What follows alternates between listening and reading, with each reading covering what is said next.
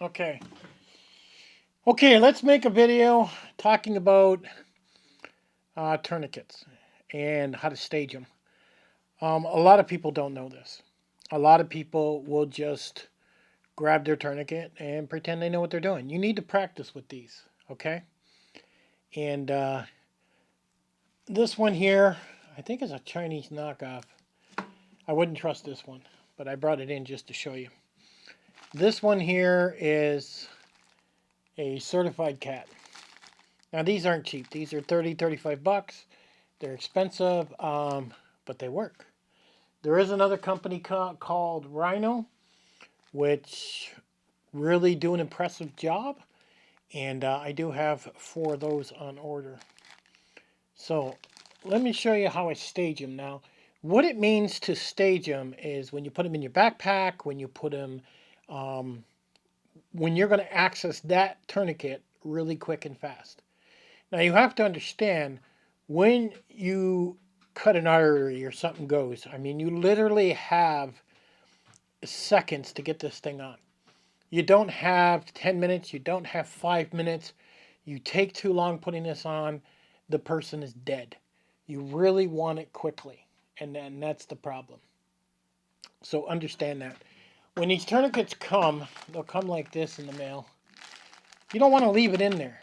I don't care what a lot of people say, don't leave it in there.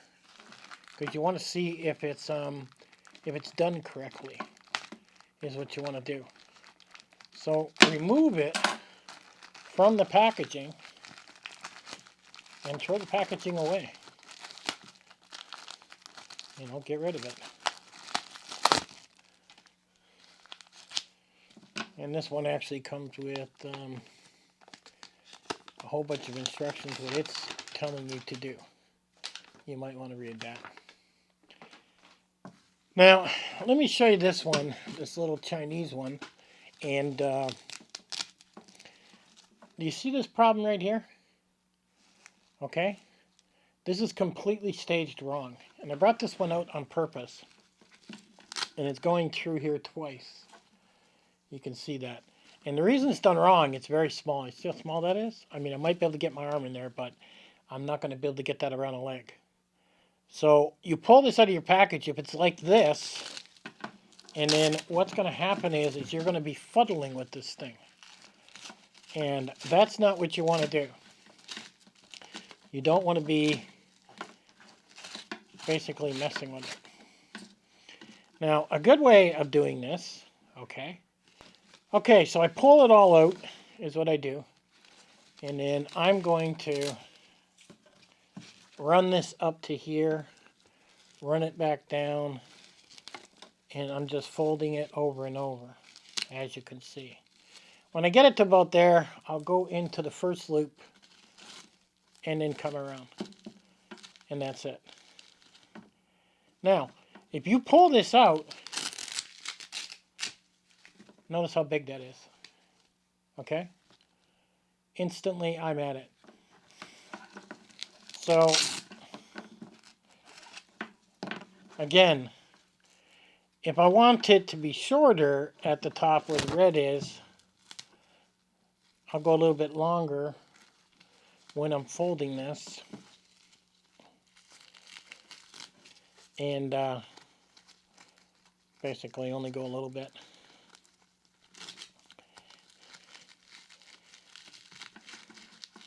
And that's how I stage it. So like I said, when I go to pull it out and be ready to go, I'll grab it where the red is with my hand, grab the bar, and pull it apart. And boom, I'm ready to go, as you can see. Now, this one here, which is the better one, they did theirs all the way to the top, so their staging is different. And that staging's fine too. And basically, they did the same as what I would do, is what was going on. So again, I will do it the same. I will come up, okay, and at the top here, I will fold it, and continue to keep folding, until I come to the end here, and then I'll put it through there and then come down, leaving a little bit of the red out, as you can see. So now when I pull it apart, it'll come apart very large. Now you'll notice here I don't have this over top. Do you notice that? You don't want to be messing with any of this, especially if it's cold. You'll notice this is staged over here, and the bar is ready and basically sitting right there for when I need it.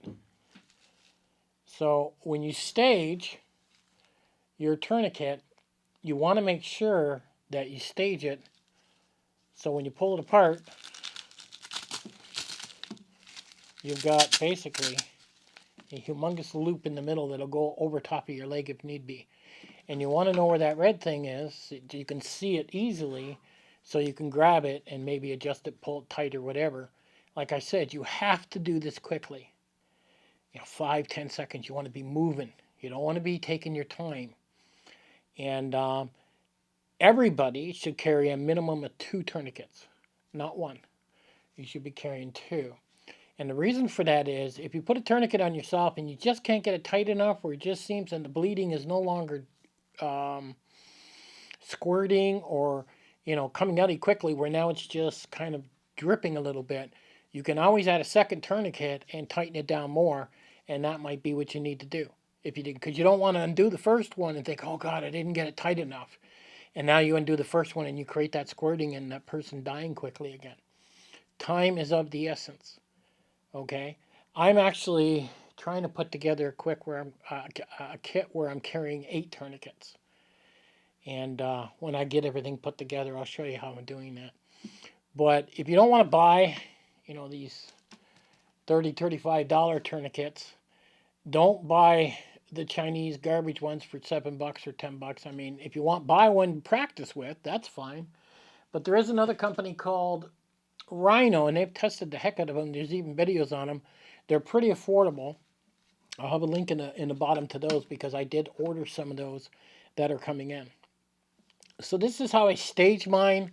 Again, I hope you get something out of it. But when it comes to a tourniquet, please don't leave it in the package. Take it out. Learn how to stage it properly, which means folding it up. And then also practice on yourself. Practice putting it on your leg, putting it on your arm. Literally set up your stopwatch on your phone. Sit there and practice with this thing and get it down pat as much as you can. It's almost like the same as practicing with your sidearm and pulling it and shooting it and getting accurate with it. Practice, practice, practice. And a tourniquet's the same. You don't want to pick this thing up and say, oh my God, it's in the package. I got to undo the package. And then you're fumbling for, 20 seconds while this person's bleeding out. No. Have this ready to go. And you'll be a whole lot more proficient with this tool. If you don't practice with this tool, you're going to be useless. And that's just the bottom line. So anyhow, there's how I stage my tourniquets. And I'll catch you guys on the next one.